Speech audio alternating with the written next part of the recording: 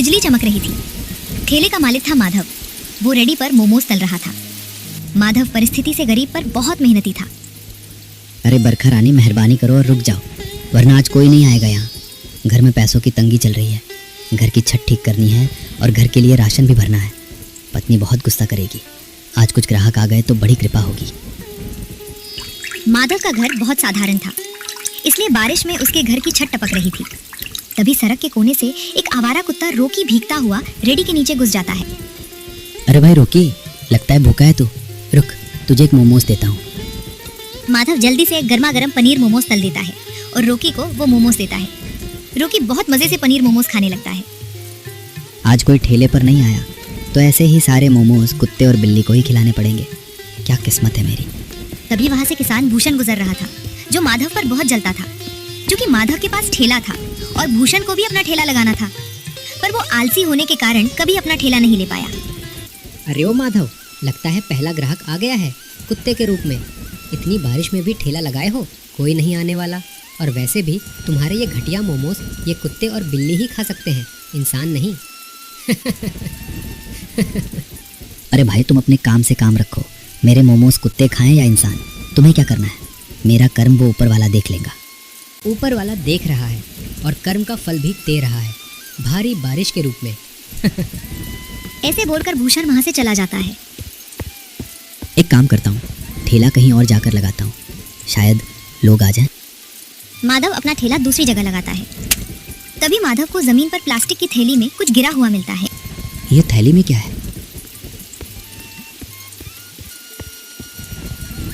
माधव वो बटुआ उठाता है। बाप रे, ये तो किसी का बटुआ है और इसमें तो मोटी रकम है। माधव थोड़ी देर सोचता है।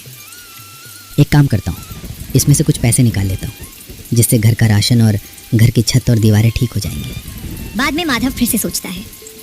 नहीं नहीं माधव, ये तो क्या कर रहा है? ये तो गलत काम है। इस बटुए पर किसी और का हक है और शायद उस व्यक्ति की मेहनत के पैसे हो इसमें। ऐसे किसी की मेहनत पर हक जताना अच्छी बात नहीं है। ऊपर वाले मुझे कभी माफ़ नहीं करेंगे। माधव को उस बटुए में एक कार्ड मिलता है, जिस पर एक फोटो और घर का पता होता है। अरे ये बटुआ तो गांव के ही किसी आदमी का है, चलो उसे वापस कर देता हूँ। माधव जोरदार बारिश में अपना ठेला लेकर एक पुरानी कोठी के बाहर आ पहुंचता है। वो दरवाजा खटखटाता है। अंदर से एक चिड़चिड़ा बूढ़ा बाहर आता है। क्या है, भीख मांगने का ये कोई टाइम है? नहीं बाबा, भीख मांगने नहीं, ये बटुआ मिला था, इसमें आपका पता लिखा है, सोचा लौटा दूं इसलिए आया था। ये बटुआ आपका है क्या? तभी उस बूढ़े की आंखों में आंसू आते हैं। बेटा ये मेरा ही बटुआ है। मैं कल कितनी देर ढूंढा इसे। इसमें मेरी बीमार पत्नी के इलाज के सारे पैसे हैं। वो अस्पताल में एडमिट है। मैं बहुत परेशान था। धन्यवाद बेटा, तुम तो भगवान के रूप में आए हो। अरे बाबा, मुझे भी खुशी है कि मैं आपकी मदद कर सका। आपके चेहरे पर खुशी देखकर मुझे भी आनंद हो रहा है। माधव अपना ठेला लेकर वहाँ से चला जाता है और एक सड़क किनारे लगाता है, जहाँ से कुछ गाड़ियाँ जा रही थी। शायद यहाँ कोई आ जाए और मेरे मोमोज खा ले। हे ऊपर वाले, जैसे मैंने बूढ़े बाबा की मदद की, मेरी भी थोड़ी मदद कर दो। थोड़ी देर बाद बारिश थोड़ी कम हो जाती है और कुछ राहगीर वहाँ ठेले पर आते हैं। भाई एक प्लेट गर्मा गर्म पनीर मोमोज देना, बड़ी जोर की भूख लगी है। हाँ भाई, मुझे भी देना एक प्लेट। अच्छा हुआ इतनी बारिश में भी तुमने अपना ठेला खुला रखा है। जी ज़रूर, अभी गर्मा गर्म पनीर मोमोज निकाले हैं, ये लीजिए। माधव दोनों को एक एक प्लेट पनीर मोमोज देता है। दोनों ग्राहक पनीर मोमोज खाने लगते हैं। तभी वहाँ भूषण आता है। देखो तो, माधव के ठेले पर 2 ग्राहक आए हैं। चलो इन दोनों को भी उड़ा देता हूँ वहाँ से। तभी भूषण अपनी जेब से एक शैम्पू की पुड़िया निकाल लेता है और बाद में माधव के ठेले पर जाता है। भाई माधव, मुझे भी एक प्लेट मोमोज देना, बड़ी जोर की भूख लगी है।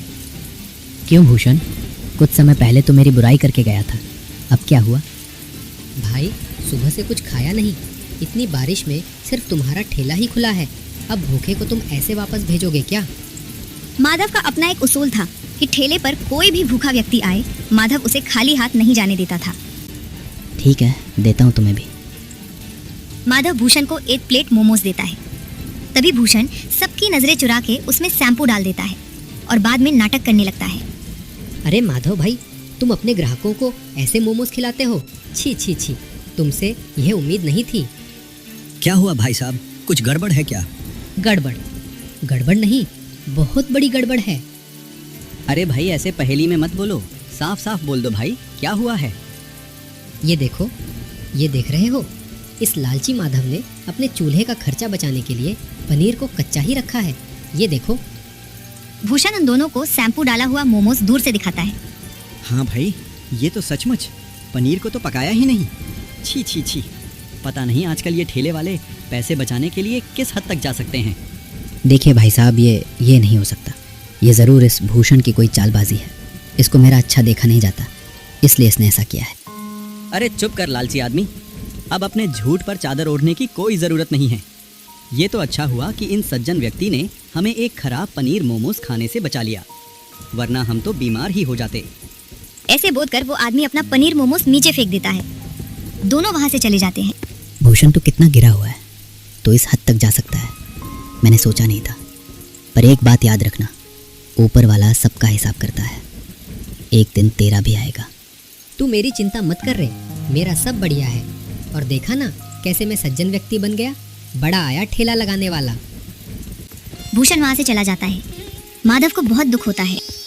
बड़ी मुश्किल से 2 लोग आए थे ठेले पर इस खड़ूस भूषण की वजह से वो भी चले गए।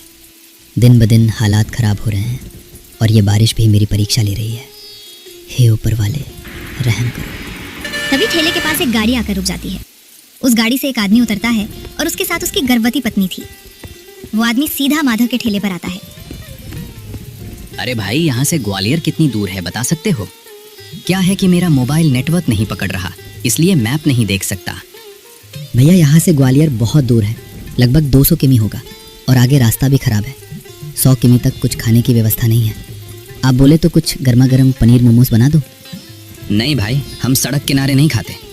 पता नहीं तुम ये कैसे बनाते होंगे। और ये बारिश में तुम ठेले वाले साफ सफाई बिल्कुल नहीं रखते, पता है हमें। नहीं साहब, मैं बाकी लोगों की तरह नहीं हूँ। मैं हमेशा अपने ठेले पर साफ सफाई और अच्छी सामग्री ही इस्तेमाल करता हूँ। चाहे तो आप ये तेल और ये मोमोज भी देख सकते हैं। मुकेश, मुझे तो बड़ी भूख लगी है। हमने सुबह से कुछ नहीं खाया और यहाँ से 100 किलोमीटर तक दूर कुछ नहीं है। ये पनीर मोमोज ही खा लेते हैं ना। पर निशा, तुम प्रेग्नेंट हो और ये ऐसे ठेले का खाना मैं तुम्हें नहीं खिला सकता। तुम्हें कुछ हो गया तो ये ठेले वाले बड़े गंदे होते हैं। मुकेश, मुझे सच में बहुत भूख लगी है। चलो ना, खा लेते हैं। ये ठेला और मोमोज साफ लग रहे हैं। नहीं निशा, हम कहीं और खा लेते हैं। तभी निशा को चक्कर आ जाते हैं। वो आदमी जल्दी से अपनी पत्नी को उठा लेता है। मुझे भूख लगी है। ठीक है, हम ये मोमोज खा लेते हैं। अरे भाई, दोनों के लिए गर्मा गर्म पनीर मोमोज देना जल्दी। हाँ साहब, अभी देता हूँ। तभी माधव उन्हें पनीर मोमोज हरी और लाल चटनी के साथ एक प्लेट में देता है। दोनों वो पनीर मोमोज खाते हैं। ये मोमोज तो बहुत स्वादिष्ट हैं। मुझे अब बहुत अच्छा लग रहा है, पहले से कई बेहतर लग रहा है। यार मोमोज वाले, तुमने तो कमाल कर दिया। मैं एक फूड जर्नलिस्ट हूँ, मुकेश राजपूत नाम है मेरा। मैंने मुंबई के बड़े होटल तक के मोमोज खाए हैं, लेकिन तुम्हारे हाथ का ये मोमोज बहुत अलग है। वाह, दिल खुश कर दिया। मुझे माफ़ कर दो, मैंने तुम्हें भला बुरा कहा। पर आज तुम यहाँ ना होते तो पता नहीं मेरी पत्नी का क्या होता, और तुम्हारा ये स्वादिष्ट मोमोज भी चखने को नहीं मिलता। धन्यवाद साहब, ये सब तो उस ऊपर वाले का कमाल है जो आप मेरे पास आए। और बात रही इस मोमोज की, तो इसमें माँ का सिखाया मसाला और साफ़ सुथरा सामान और दिल से की मेहनत है, और कुछ नहीं। सुनो भाई, तुम्हारा नाम क्या है? मेरा नाम बड़े बड़े चमकीले स्टॉल, एप्रीन पहने शेफ, जगमगाती लाइटिंग्स, ये सब देखकर माधव थोड़ा हड़बड़ा जाता है। एक प्रतिभागी बोलता है, देखो, इस कंपटीशन में एक गांव का मामूली ठेले वाला भी आया है, जिन्हें सिर्फ गंदा खाना बनाने की आदत होती है। इन्हें हाइजीन और फूड क्वालिटी के बारे में क्या पता, और मुंह उठा के चला आया इस बड़े शहर की कंपटीशन में। भाई साहब, स्वाद दिखावे से नहीं बल्कि दिल से आता है, और मुझे दूसरे ठेले वाले क्या कर रहे हैं इससे कोई मतलब नहीं। मैं बस अपना काम सफाई से करता हूँ और दिल से खाना परोसता हूँ। थोड़ी देर बाद कंपटीशन शुरू होता है।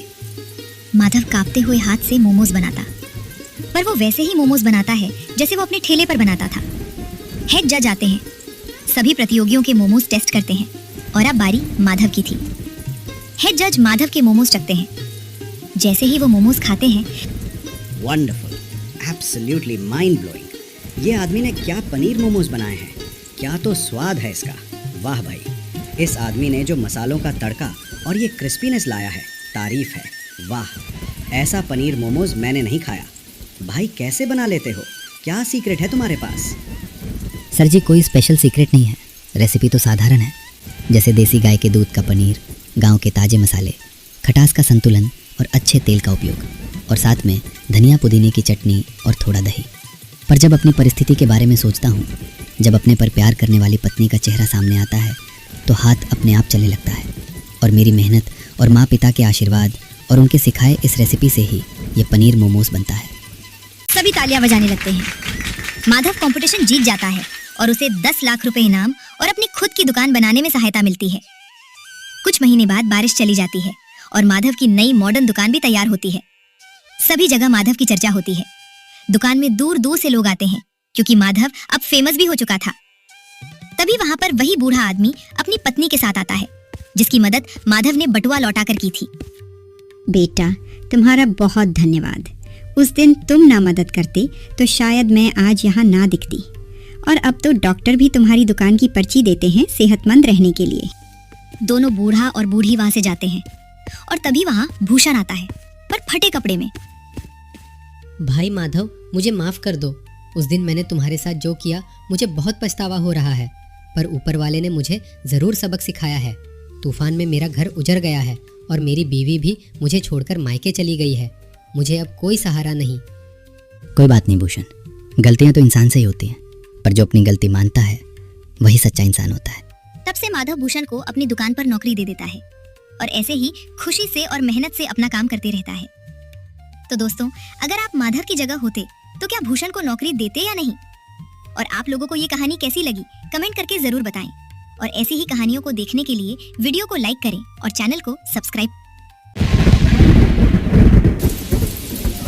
आसमान में काले बादल इस तरह छा चुके थे मानो पूरी दुनिया पर अंधेरा उतर आया हो।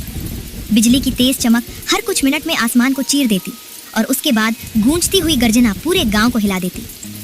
लगातार हो रही बारिश ने कच्ची गलियों को कीचड़ में बदल दिया था।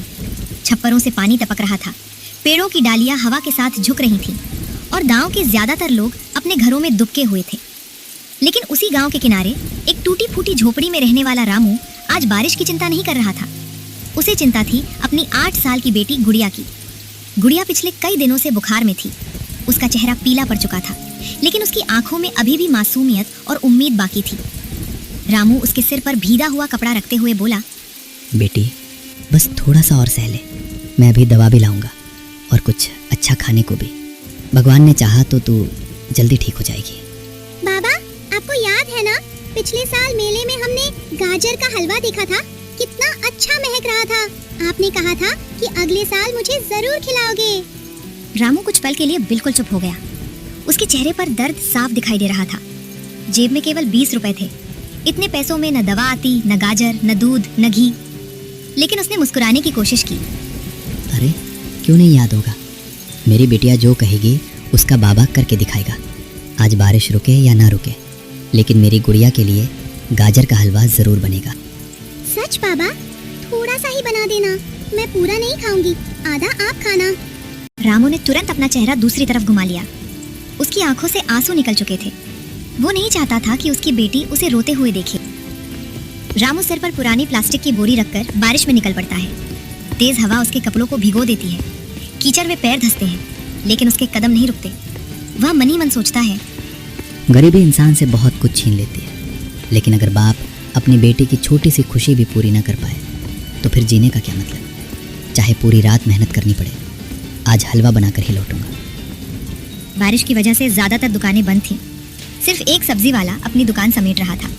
रामू दौड़कर उसके पास पहुंचा। भैया जरा सुनिए, क्या थोड़ी सी गाजर मिल सकती है? बस 2-3 ही चाहिए।